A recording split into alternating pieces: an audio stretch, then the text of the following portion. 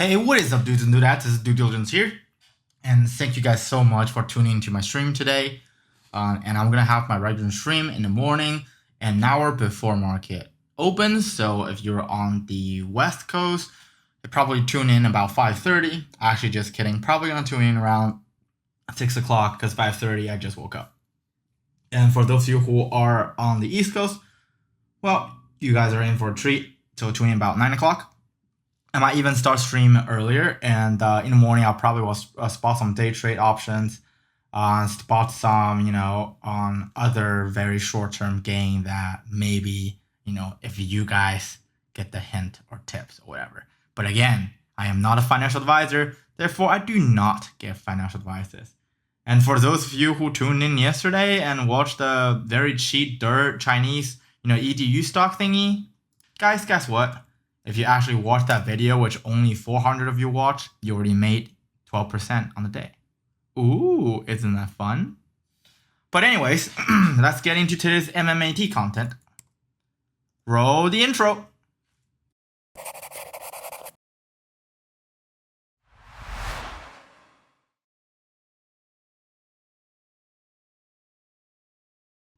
Welcome back. Today we're still going to talk about our MMAT stock. As you can see, today MMAT traded relatively flat. It sort of went down a little bit, but everything is as planned because, as we know, tomorrow Jay Thanos Money Brody Powell is going to have his speech on the podium in the afternoon. Therefore, everybody is selling off. And by what time do we know that Jay Brody Powell is going to have a positive or negative speech? Probably in the morning already, because if those of you watch closely to the bond yields and look closely to how much money the Fed is doing a reverse repo on, my hypothesis is probably going to do about $1 trillion by the end of this week. But let's see if I was right. And for those of you who want a reverse repo video, comment down below. And remember to smash that like button. So what are some interesting predictions for this week in terms of MMAT, or what are some interesting predictions in terms of tomorrow? So tomorrow is a very, let's just say there are uncertainties, okay? And today, as you see, we have a relatively very low volume day today, okay? If we check the short volume, same thing happens. If we check the short volume here, see, we have a very, very slow volume day, and our short volume is still about 57%. And as we know, if we have short volume, average short volume over 70%, then we probably will see some interesting short squeeze potential here. But right now, the short interest ratio is around 57%. I think on the day is around 46%.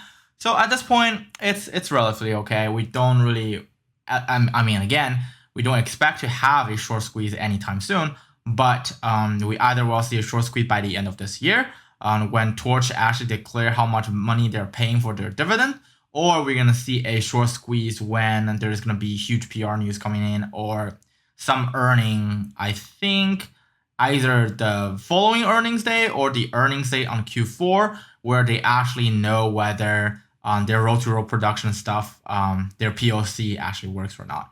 And when their POC works, I know ASG and Japanese companies, or the Japanese OEMs and other OEMs probably going to jump on board, and George probably will receive some form of payment in licensing fees.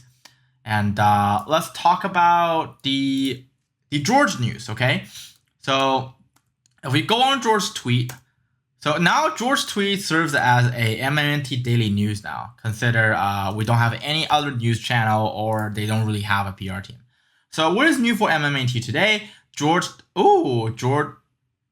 decided to post another tweet. We are enabling the future of AR and VR application. Check out our new web page and video showcasing Meta's AR Fusion process, a proprietary high precision, high volume manufacturing platform for prescription-enabled lens-casted #smart eyewear. So basically, if you're nearsighted, that also works. So this is actually the first time I saw it, so let's click on it.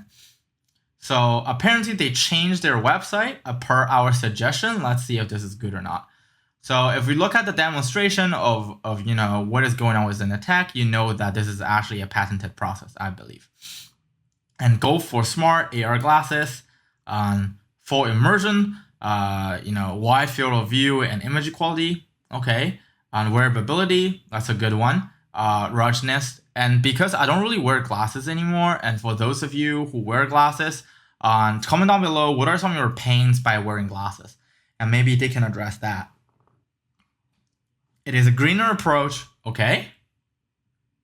I mean, technically, well, let's just say it is a greener approach at this point. AR fusion, too many words, too many words, too many words. Where are the good stuff? This is the good stuff. IP proprietary equipment. So basically, they own the production process, and they talk about the first and second generation roll-to-roll manufacturing technology. For their, wait a second, let's see. This arrangement, Meta has a multi-year supply deal with Convestro, okay, which provide early access to new photosensitive holographic film materials, the building block of Meta's holographic product. This agreement not only allowed unprecedented early access to library of, okay, but will help accelerate Meta's product development and speed of innovation. Meta acquired from North the first and second generation roll-to-roll holographic manufacturing technology originally developed by Intel for their Volt-Air glasses. Ooh, they acquired this from North. No wonder George actually hired Darren, because Darren was the manufacturing director for North. Interesting. But what I'm really worried about is actually the commercialization of this AR glass and whether it's actually going to sell or not. But that will be for another video. Meta acquired the assets and IP of Interglass, including second generation ALC5 lens casting equipment related to workstation and software. Okay. These are all fixed costs, guys. These are all fixed costs. These are all, this part, everything is fixed costs. So I wonder what they're going to say in their financial statement. 35 international patents, okay. Based on UV curving, okay. This we covered from that Darren video. I go a little bit into that. First generation interglass system formerly owned by North. See, they have a relationship with North, which is Darren's company, which makes me wonder what is going on here. Like, are they betting huge in the AR market? Because the AR market haven't reached maturity yet. And then we don't really see a customer urgency in this market, which, all right, let's just do a poll. Comment down below if you are actually going to go buy AR or VR glasses, okay? I mean, if you're guys, I know what you guys are going to do with the VR glasses, wink, wink.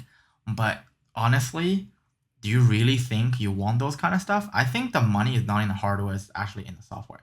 But anyways, so process, ready to bring your AR vision to life. Okay, and that's about it. No videos. Oh, there are videos. Let's watch it.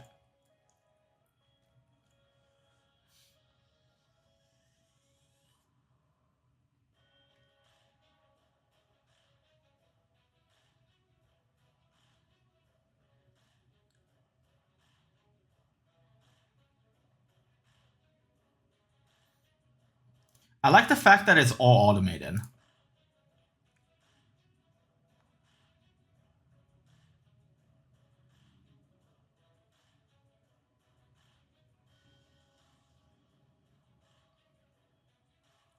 Very cool.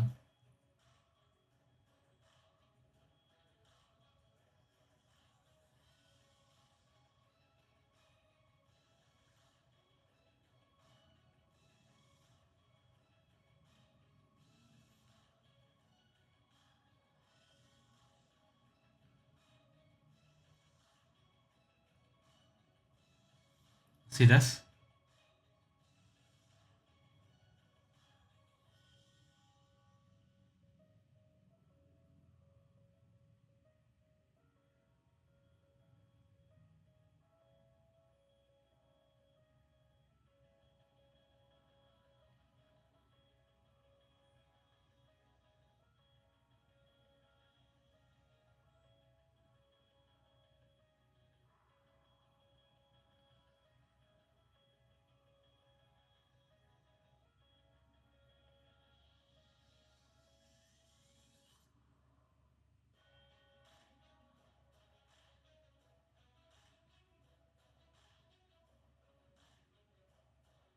They might want to do better job in product demonstration, because production process looks cool, but at the same time, who's really buying it? And just needs a little work here, as usual.